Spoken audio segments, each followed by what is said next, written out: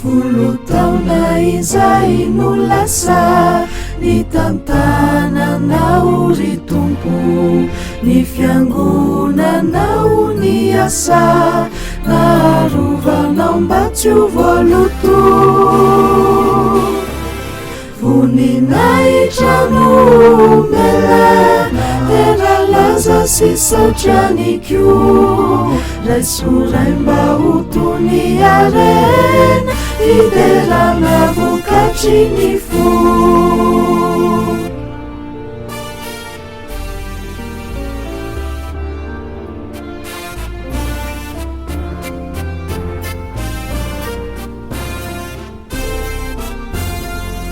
Folotaona izay no lasa nisetran'ireo zavatsarotra, be ny zavatra niatra sofateo ianao navotra.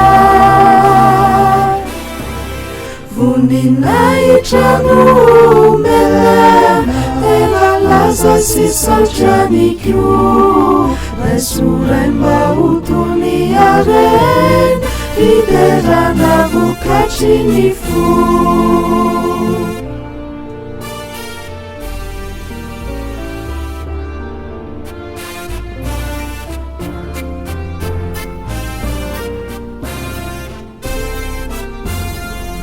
Folotaona izay no vita mbola ndrosoza i Jeso, toano aro tafita sy teny vankaty toko.